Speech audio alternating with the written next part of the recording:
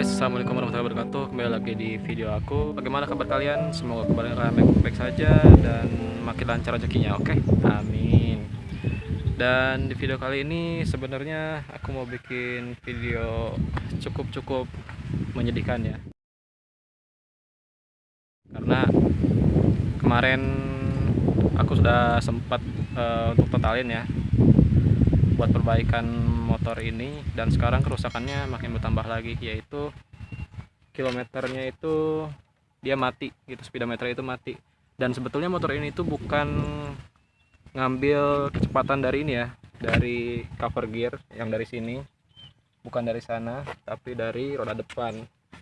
Jadi kalau menurut aku, kalau misalkan untuk di bagian depan itu tingkat akurasinya itu menurutku kayak 90% sama GPS.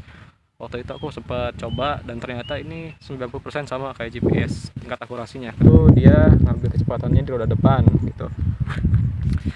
Dan minusnya sih kilometer yang di depan itu minusnya kilometer di depan itu dia tidak bisa mundur terlalu jauh. Kalau misalnya mundur terlalu jauh dia akan putus, dan kalau misalnya putus itu ya harus diganti yang baru gitu, bisa dibenerin lagi.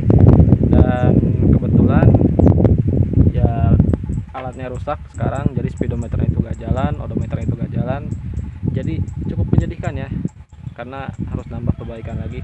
Tapi it's okay, alhamdulillah kerusakannya di sini belum sampai terlalu parah ya. Jadi alhamdulillah kerusakannya itu terjadi sekarang gitu. Jadi bukan pada saat perbaikan atau setelah perbaikan yang kemarin yang aku rencanain itu baru rusak. Nah, alhamdulillahnya rusaknya sekarang gitu. Jadi biar sekalian aja deh kalau misalkan mau dibenerin gitu. Dan sebetulnya nextnya ke depan aku bakal bikin project ya, project Jupiter Z biru.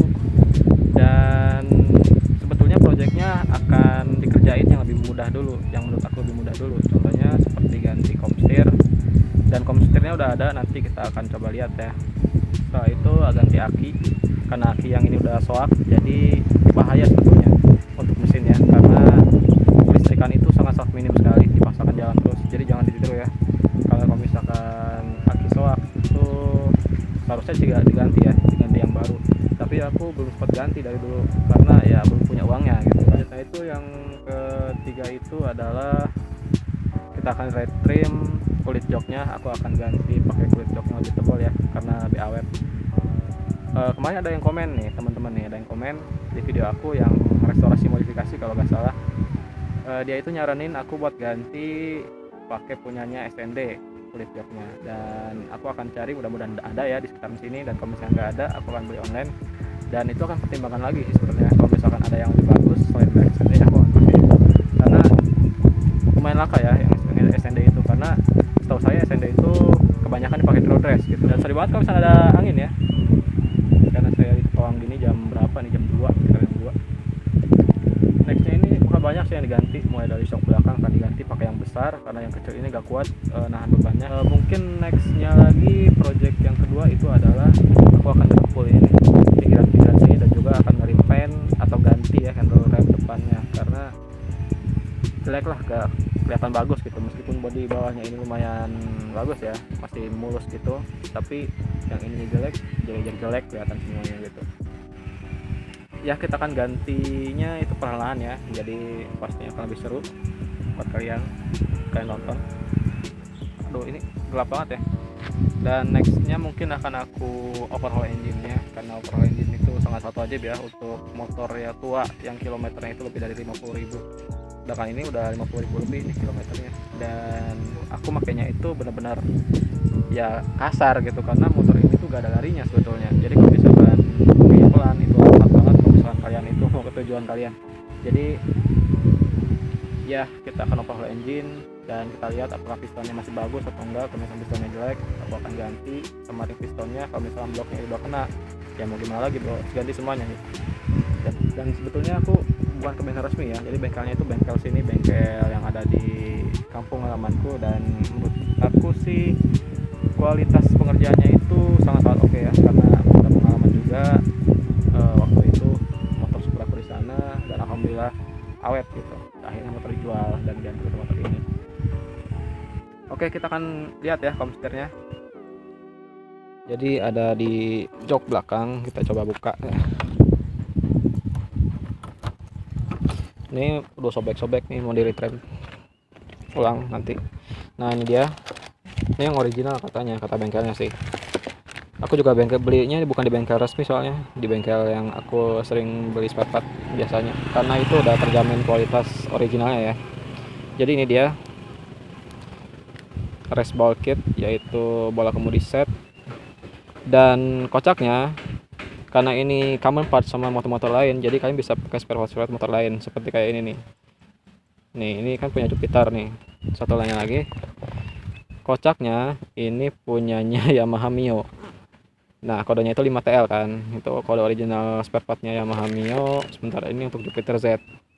Dan aku kayaknya ini Jupiter Z zaman tahun 2010 ya. Karena kalau misalkan Jupiter Z jadul, itu kodenya 5TP kalau nggak salah kode mesinnya, atau enggak sama ya kayak gini ya, nggak tahu deh. Buat kalian yang tahu, kalian bisa komen di bawah. Nextnya lagi kita akan ganti aki ya. Akinya mungkin akan beli dulu, nggak tahu di mana, mudah-mudahan sih dapat yang bagus ya. Dan aku akan ganti ke aki kering sih, karena kalau misalnya aki basah itu menurut aku jadul sekali, dan itu kayaknya rawan sekali rusak lagi, karena kita itu nambahin air akinya itu loh, nambahin air aki kemudian dicas ulang lagi, jadi itu akan memakan waktu lama lah ya. Dan pengerjaan yang sulit sih akan dimulai pada saat bulan puasa kali ya, jadi seperti ini, cuma itu tuh. Oke, akan tutup lagi.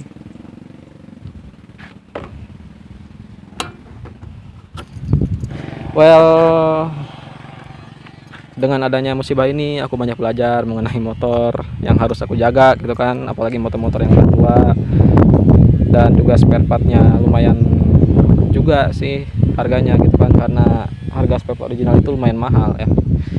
Sebetulnya kemarin itu ada dua opsional sih, kalau misalkan aku ganti komstir yang KW ya itu kan nggak tahan lama sih, meskipun lebih murah ya, yang mending yang ori aja sekalian gitu. Karena kalau misalkan kalian ganti spare part yang KW itu dipakai di tempat yang vital gitu, kayak komstir, terus kemudian di mesin pakai yang KW, itu agak tahan lama gitu.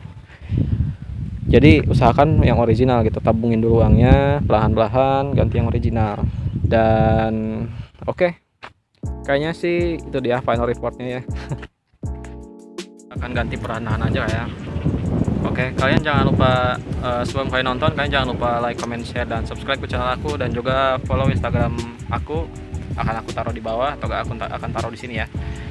Oke, ya kayaknya videonya cukup sekian ya, dan ditunggu projectnya tentang motor ini, dan akan segera diupdate sih di channel ini.